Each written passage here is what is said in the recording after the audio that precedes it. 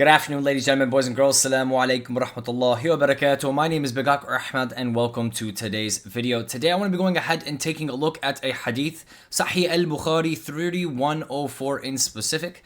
And I want to go ahead and take a look at the context of this hadith.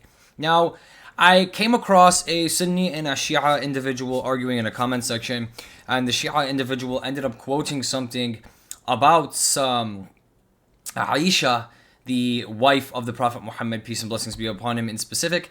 And I came to this authentic hadith in the Sunni Muslim world and was confused on really how or less you guys see this or really like challenge this, right? Now, I'm going to go just right to the source here and get right into it and not make this too long.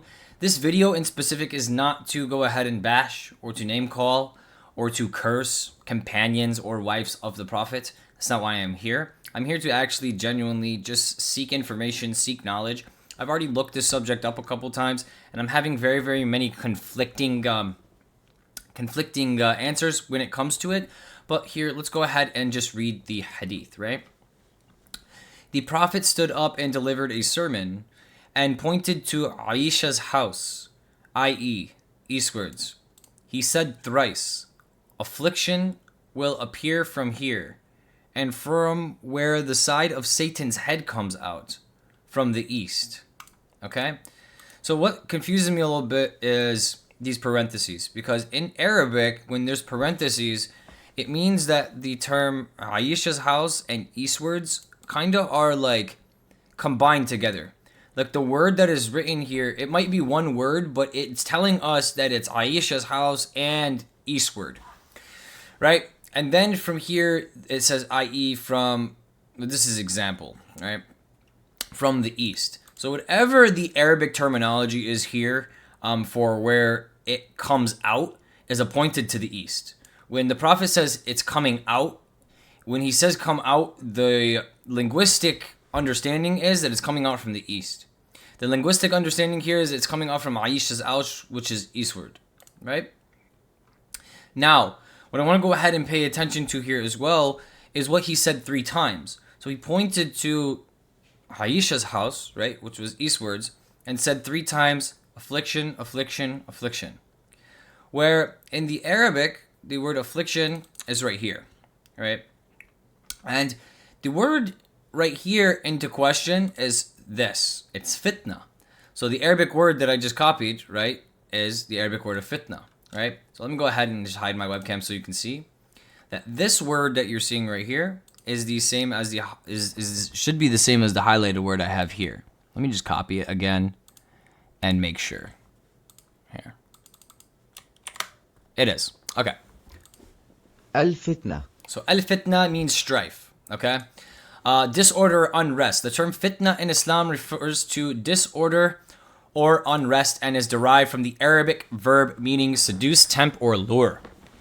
It encompasses a range of meanings including trial, tribulation, temptation, persecution, and discord. Fitna represents tests designed to reveal an individual's true faith or character. Okay? So, if we go ahead and replace this right here with the word affliction, because the word affliction is in place in the English for the word fitna, our Prophet looked towards Aisha's house and literally said fitna, fitna, fitna 3 times to her house. After he says this 3 times, he says from where the side of Satan's head comes out. The side of Satan's head can also be interpreted as where Satan's horns, where his horns come out. But I really need to understand this, ladies, gentlemen, boys and girls. Why is the mother of the believers and one of the greatest scholars in Sunni Islam in this hadith in specific? And I understand that like Arabic is a complex language, and this could or could not be talking about Aisha's house. But even the title of the hadith off of this #1 Sunni hadith website here literally says to us what has been regarded the houses of the wives of the Prophet, and that which were named after them the houses. Of what was named after them of the houses, e.g. Aisha's house. So even the description here before we jump into the actual narration from Abdullah here literally goes ahead and tells us that it's talking about Aisha's house, and we're talking about the wives here. We're not just talking about the East, right? It is going ahead and giving a description here, so when we read it, we have context. What is after this? Okay, so it talks about Aisha again after. What about before? The narration before. Allah's Messenger used the offer of Asr prayer while the sun was still shining. In her hujjah, in the dwelling place. Okay. So so this is a continuation about the Prophet's wives. And the next narration after this one says, just to double check because I never looked at it. Aisha, the wife of the Prophet, told her that once Allah's Messenger was with her and she heard something asking permission to enter the house of Hafsa's house. She said, "Oh Allah, this man is asking permission to enter your house."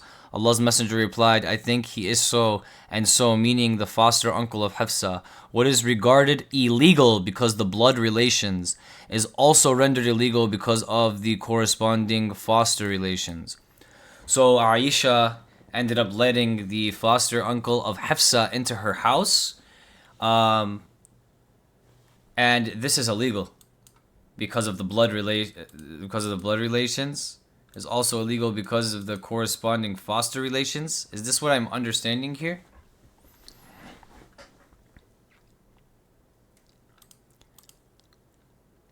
So after it talks about fitna coming from this house, it then speaks about Aisha, the wife of Prophet, told her once Allah's Messenger was with her and she heard somebody asking permission to enter Hafsa's house.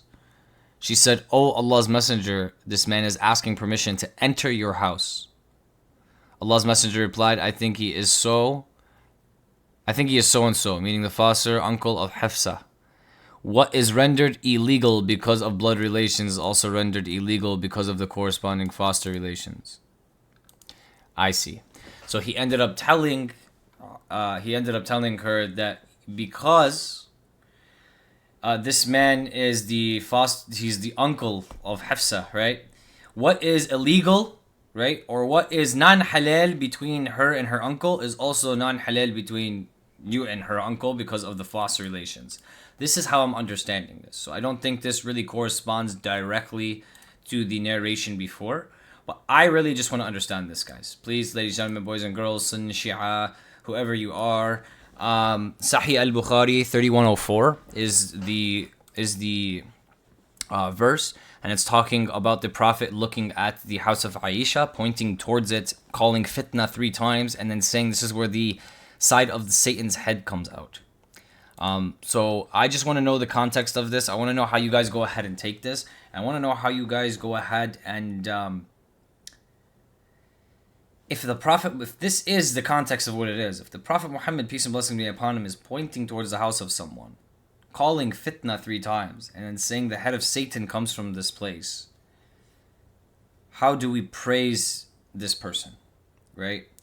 And I'm not here, like I said, I'm not here to cause a fitna now or to argue that Sunni Islam or Shia Islam is correct or to argue theology. I'm just asking a very, very, very simple question. I want to understand. Wallahi, all I want to do is understand. I'm not born Sunni Muslim. A lot of you people that are watching this video are born Sunni Muslim. You have love for these individuals like Aisha and Hamar and Abu Bakr, and you learned a lot about them over your life. I never learned a lot about them over my life. But when I start reading into the hadith, yes, I see a lot of the good things that they have done or a lot of the things they have done to support my Prophet. But I've also seen a lot of the bad things they have done against my Prophet. I've seen a lot of the bad things that they have done against the ummah. Starting specific wars, creating specific bid'ahs, jealousy, conspiring against the Prophet. I mean, Aisha and Hafsa themselves is mentioned in the Quran, Surah 68, talking about how the wives conspired against the Prophet and told a lie against the Prophet. And if the Prophet so wishes to make what Allah has ordained upon him, that is legal, divorce, he will replace them with better wives who are steadfast and will treat him well. And I just really just want to understand the Sunni perspective. When you guys read things and see things like this, I really want to understand how you go ahead and defend these actions. Is this not a complete contradiction to the book of Allah subhanahu wa ta'ala? And what you guys believe, like if you believe this person is such a holy and high person, why is my prophet saying that fitna comes from their house and the head of shaitan comes from their house? Thank you guys so much for coming in and watching this. I hope that you guys have some educational discussions down below and let me know. And until next time, Assalamu alaikum wa rahmatullahi wa barakatuh. Protect us from this world. It's deception. Protect us from the egotistical arguments between the sects of Islam, and allow us to come together to objectively analyze things, sourcing the Holy Quran itself, and use that as our basis, as the word of God, to find the straight path and the truth within history and the Hadith. Assalamu alaikum wa rahmatullahi wa barakatuh.